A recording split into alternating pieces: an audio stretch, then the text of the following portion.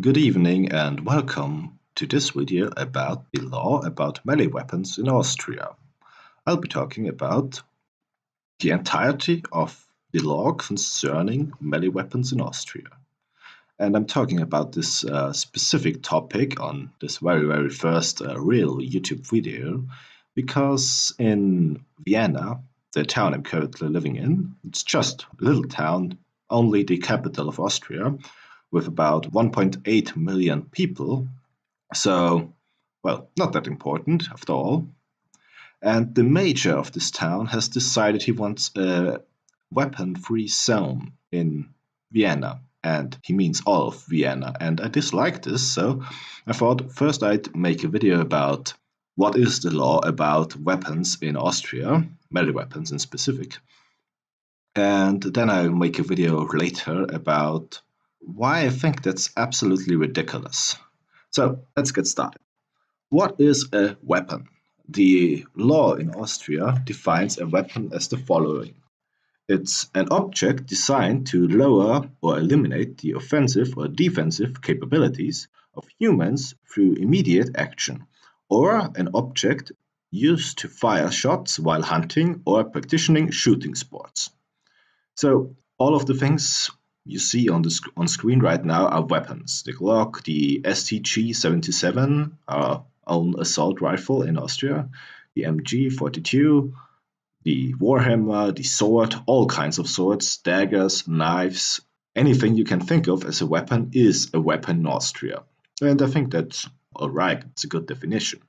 You can harm somebody with it, well, it's a weapon. You can incapacitate somebody. You can eliminate their offensive capabilities. And I think you broadly can define a weapon as exactly this thing. The second definition about hunting and sport, well, yeah, you don't use soft guns or whatever, air guns for hurting people. Usually you could probably, but I don't think anybody would do it. So I think it's reasonable to include it. The part about hunting, well, you can use a hunting rifle on somebody else, so maybe unnecessary, but it's the law. It's a little bit tedious after all. So let's carry on with carrying and ownership. To own a weapon, well, you need to own it. That's rather unsurprising, I guess. You own a weapon when you have it on your property, when you carry it around, probably. And you own a weapon also if somebody borrows it to you, lends it to you, gives it to you, whatever. If you are the person responsible for the weapon, responsible for where it is, responsible for who has access to it, responsible for anything about it, you are the owner. No matter if you bought it, no matter if you... I think it matters if you put it wherever it is, but if somebody tells you, yeah, well, this is my knife, I give you my knife, and you shall keep it for now, for some time, you are the owner. So there's that, not that it really matters.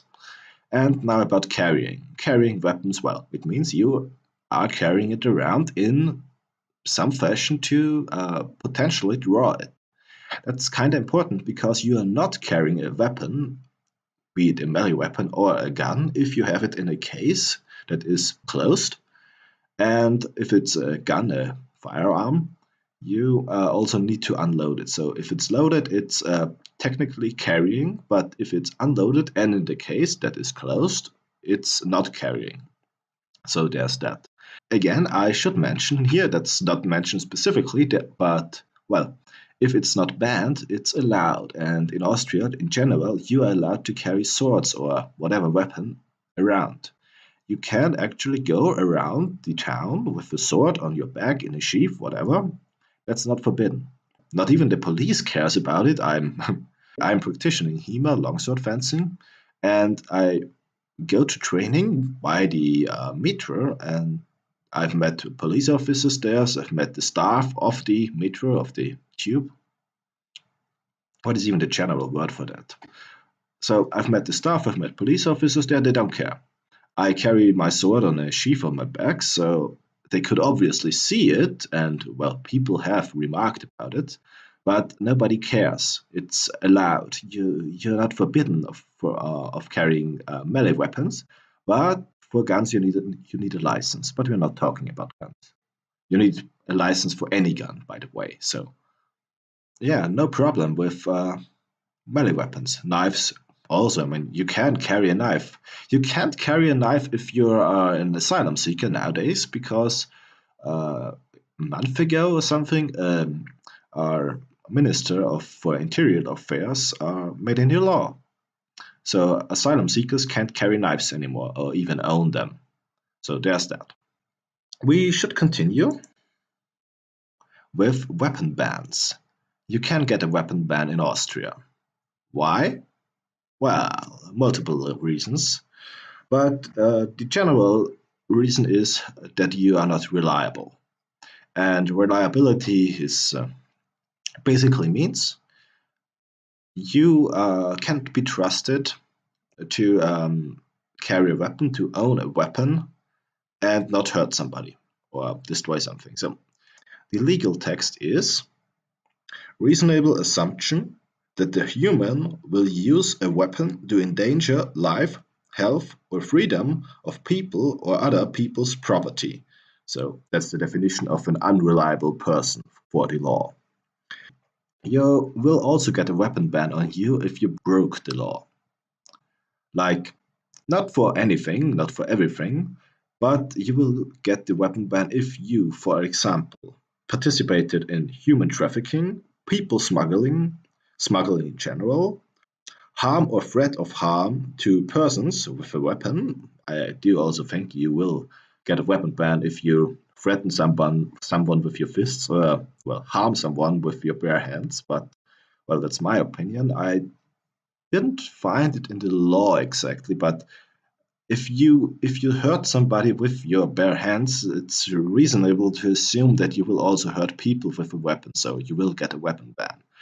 But what does this mean? So obviously, if you want to buy a firearm in Austria, you need either a license or you need to register the weapon, depending on what firearm it is.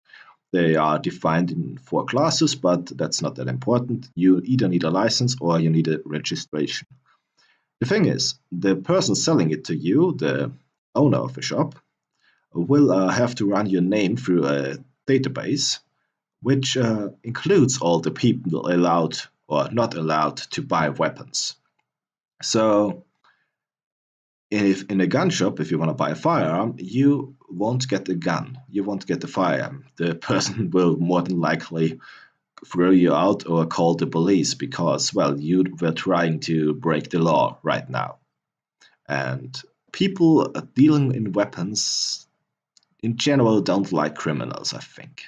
So trying to buy a firearm is a stupid idea. And what about melee weapons? Because people selling melee weapons won't check your papers. They won't check if you have any kind of weapon ban on you because they won't check your name, they won't check anything. Well, not so fast. They will check something, but we'll get to it. So you could still buy melee weapons. You could still buy, for example, let's say a Warhammer. And what's the problem now? Well, you have a Warhammer and you're not allowed to have a weapon. So if the police sees that you have a Warhammer for some reason, for example, you broke some other law and they search your home, well, they will find the Warhammer, they will find out that you broke your weapon ban, and that will be, well, that will be a problem for them. So essentially, you could buy melee weapons if you have a weapon ban on you, so if you were very stupid, but still you could at least own them for some time until you found out. Well, the police doesn't come looking for you if you if you haven't broken the law in any other way. Let's move on to age restrictions, because there are some. You can't buy a weapon, a gun, a knife, a sword, whatever, if you are below 16, and you can only buy certain firearms if you are between 16 and 18, and only if you've got a certain license. So you need a very good reason to buy a firearm in this kind of age, but there seemingly is no restriction about, well, there seemingly is no definition for people buying melee weapons in this age. So in general, I think it's treated like people between 16 and 18 are not allowed to buy weapons, But, well, if you just get it from your father or somebody, nobody will care that you're carrying a knife. And the next thing is, I should mention, this was the thing I kind of started talking about before. You will actually be asked for your ID, for some proof that you are 18 if you don't look the part, basically. I had this kind of problem when I was in the army, and I wore my full uniform, of course, and I wanted to buy a knife because, well, I discovered that a pocket knife would be very useful.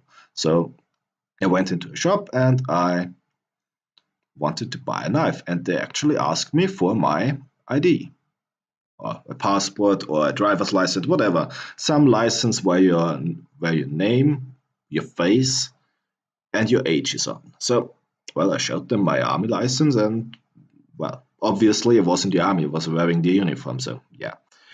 It was kind of pointless, but it also proves that they actually check, at least this shop. And I don't think that many other shops selling knives or swords or any kind of weapon don't check.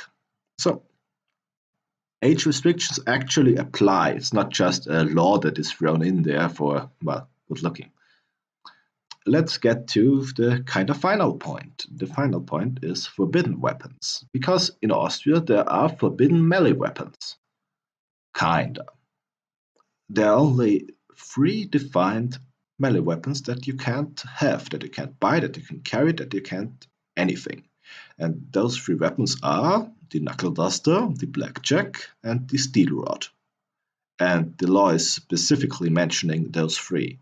Not just, well, a weapon that is used in order to, whatever, put your fingers through, and then you have a weight in your hand, and then you can hit somebody very hard, in case of the knuckle duster, in a less than technical law terms.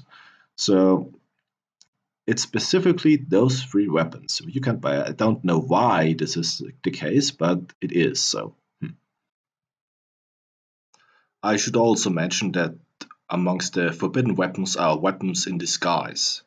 So meaning a cane sword, so you can pull out the sword of a cane, or a pen with a bullet in it, so you can fire it from your pen, or an umbrella gun, basically. You can buy a sword, you can buy a warhammer, you can buy a battle axe, you can buy a rapier, you can buy a dagger, you can buy a butterfly knife, you can buy whatever knife you want, you can buy a centrifugal knife. I'm mentioning all of this because I've, of course, heard of some nations where you can't have this knife and you can't have that knife, you can't have a sword, you can't import a sword, you can't whatever. You can't. And they are very specific sometimes. Sometimes it's just, well, you can't have a knife that is longer than this. It's kind of pointless, but, well, still, you can't. And I think Austria is very nice on this specific topic because we don't have this problem. You can have a long knife. You can have a sword. You can have whatever. And you can also carry it in public. So there's that. And you can order it online. I did so. You can do this. This is kinda gonna be the problem I'll have in the next video. So see you there. Good night.